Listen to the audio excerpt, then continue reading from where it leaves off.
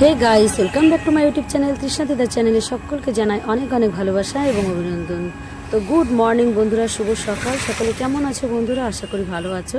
আজকে যাচ্ছি একটা কাজের উদ্দেশ্যে, তো দেখা যাক কাজটা কিভাবে সাকসেস হয় কি না হয়, পরে ভিডিওতে তোমাদেরকে জানাবো। তো যাই হোক, চলো বন্ধুরা, এখন যেতে যেতে তোমাদের সঙ্গে কথা হবে।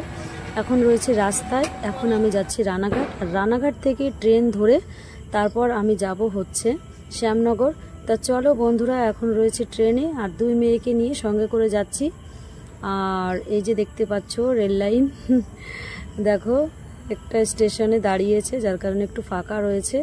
তা চলো বন্ধুরা, যেতে যেতে তো কথা হবেই, আর একটু পরেই তোমাদেরকে দেখাবো চলন্ত ট্রেন, মানে যখন চলবে তখন ট্রেনটা ছাড়বে। এই যে দেখেছো, বলতে বলতে ট্রেন ছেড়ে দিয়েছে। তো চলো বন্ধুরা, তোমাদের সঙ্গে আবার পরে কথা হচ্ছে, দেখতে থাকো এবং আমাদের সঙ্গে থাকো।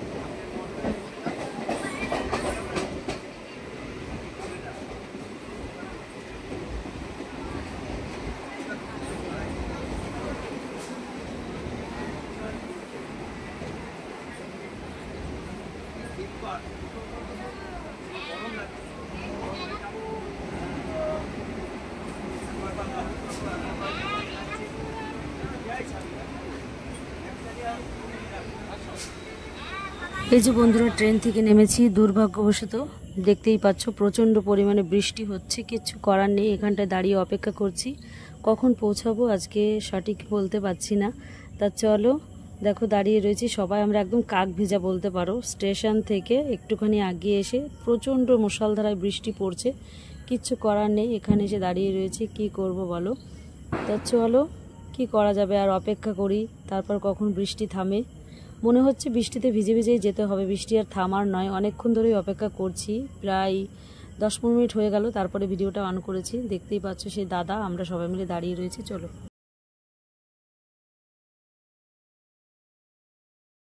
এই যে বন্ধুরা, আমরা এসে চেঞ্জ করে নিয়েছি, দেখতেই পাচ্ছ একদম ভিজে টিজে একাকার, কিচ্ছু করার নেই। আর ওপরে দেখতে পাচ্ছ আমার মেয়েদের সবার জামা কাপড় মেলে দিয়েছি, কারণ আমরা পুরোটাই একদম ভিজে গেছি, কিচ্ছু করার নেই।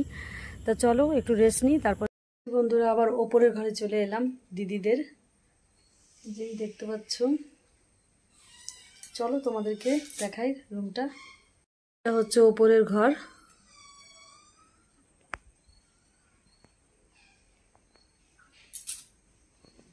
আর এখানে আছে একটা ছোট্ট ঠাকুরের সিংহাসন, আর একটা মা লক্ষ্মী আছে।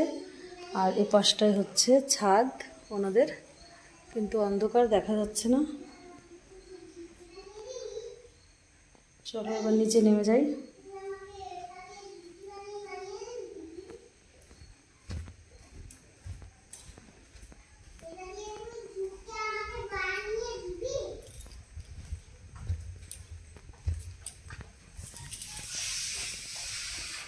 আর এটা হচ্ছে দিদিদের আর একটা রুম, এই রুমে ওনারা থাকে।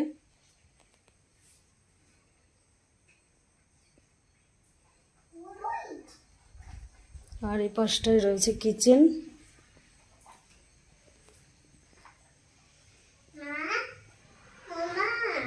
কিচেনটাও তোমাদেরকে দেখাই। আর পাশটা আমার মেয়ে বসে বসে বেলুন ফোলাচ্ছে, আর এটা ওনার একটা ছোট বাচ্চা আছে, দুষ্টু বাচ্চা আমার মেয়ের মতো।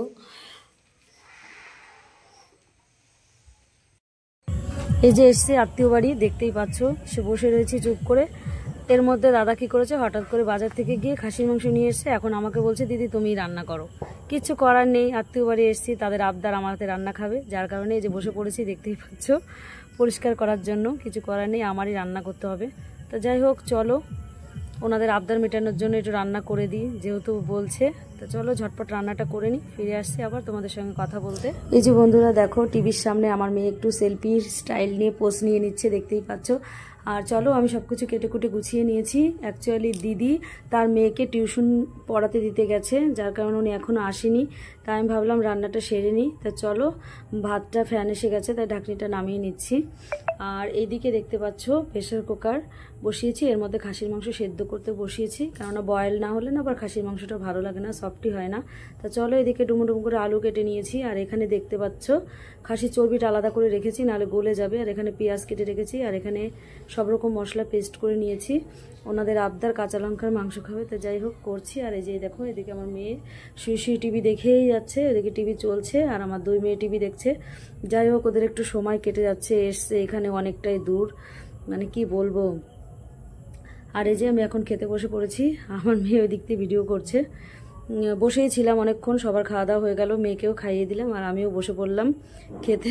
নিজের রান্নার নিজের প্রশংসা করছি, দেখতেই পাচ্ছ আমি রান্না করেছি খুব ভালো। যেহেতু আমি খেতে বসে কথা বলি না, তাই ইশারা করেই তোমাদেরকে বললাম, বুঝে নিতে হবে। তো চলো, এই যে পরের দিন সকালবেলা আবার বেরিয়ে পড়েছি, দেখতেই পাচ্ছ। এই যে বন্ধুরা, পরের দিন সকালে আবার শ্যামনগর থেকে আমরা বেরিয়ে পড়েছি। এখন আমরা রয়েছি ট্রেনের মধ্যে। অ্যাকচুয়ালি এখানে এসেছিলাম একটা কাজের উদ্দেশ্যে, সেই কাজটা আমার সাকসেস হয়েছে, আমি পুজোর পরে জয়েন করব। তা যাই হোক, এসেছিলাম একটা কারণে, পরবর্তী ভিডিওতে তোমাদের কি কারণ, কি বৃত্তান্ত, কিসের চাকরি, কি সবটা বলবো। তা চলো বন্ধুরা, কিছু করার নেই, ভিডিওটা একটু লেট হয়ে গেল এডিট করতে। তা এখন যেতে যেতেই তোমাদের সঙ্গে কথা বলছি। বিকেলে আমাদের আরেকটা নিমন্ত্রণ রয়েছে, সেখানে যেতে হবে। তা আজকে মহালয়ের দিন, আজকেই আমার ভিডিওটা এডিট করতে হচ্ছে, কারণ অনেকদিন আগেই ভিডিওটা শুট করেছিলাম, কিন্তু সময়ের অভাবে। তো বন্ধুরা, তোমাদেরকে তো বলেছিলাম বিকেলে একটা নিমন্ত্রণ আছে, সেখানেই আবার চলে এসেছি চন্দন দাদাদের বাড়িতে। মামামের সঙ্গে ভিডিও করে সেই দাদা, ওনাদের বাড়ি হচ্ছে কালী পুজো এবং হচ্ছে রাধা কৃষ্ণর পুজো একসঙ্গে করে ওনারা। তা আমাদের নিমন্ত্রণ করেছিল, তাই আমি আমার মেয়েদেরকে নিয়ে এসেছি। ভাইরাল তালতলা থেকে অনেকটাই দূর, মানে সামনের দিকে এগিয়ে যেতে হয়, ওখান থেকে প্রায় আবার ধরো 20 মিনিট লাগে যেতে। ওখানে এসেছি, ওখানে যে পুজোটি দেখতে পাচ্ছ আমার মেয়েদেরকে নিয়ে বসে আছে, চলো আমি যাচ্ছি ওখানে। এই দেখো, দেখতে পাচ্ছ কত সুন্দর মা কালীকে সাজিয়েছে, আর ওপাশে রয়েছে রাধাকৃষ্ণ।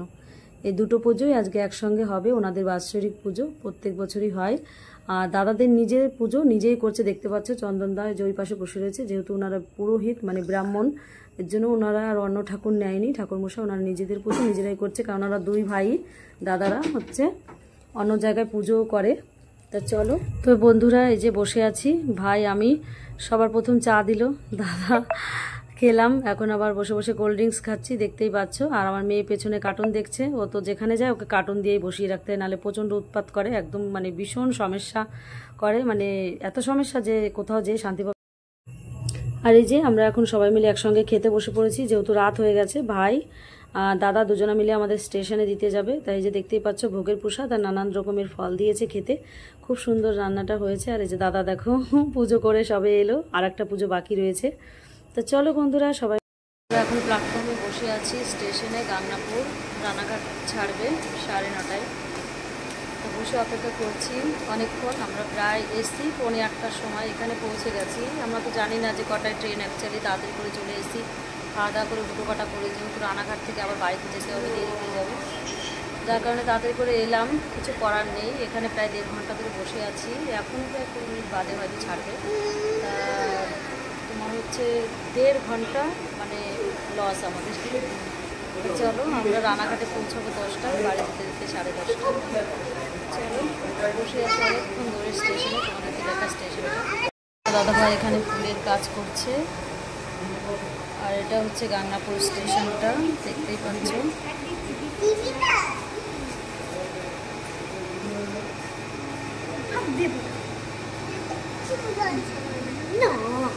ওরা দুই বোন কি করছে দেখো। এখন একদম ফাঁকা, ট্রেন আসবে একটু পরেই।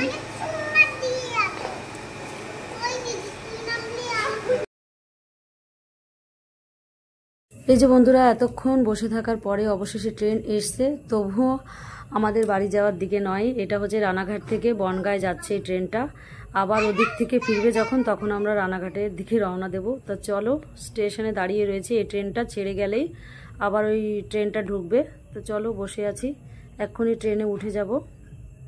গাংনাপুর থেকে বাড়ি চলে এসেছি, আর এসে এই যে দেখতেই পাচ্ছ মামার পাপার জন্য প্রসাদটা বেড়ে নিয়েছি। এই দেখো, সব রকম প্রসাদ মামার পাপাকে দিয়েছি, আর মামামের পাপার একটা বন্ধু এসছে, ওনাকেও দিয়েছি। আর এখন আছে একটু অবশিষ্ট প্রসাদ, ওটা হচ্ছে আমার ছোটো মামাকে খাওয়াবো, কারণ ও ওইখানে গিয়ে খায়নি। তা চলো বন্ধুরা, ভিডিওটা আজকের মতো এখানেই শেষ করছি। ফিরে আসছি নেক্সট ব্লগ নিয়ে। ততক্ষণ দেখতে থাকো, সুস্থ থাকো বন্ধুরা, সকলে ভালো থেকে বিদায় নিচ্ছি। গুড নাইট, শুভরাত্রি, বাই।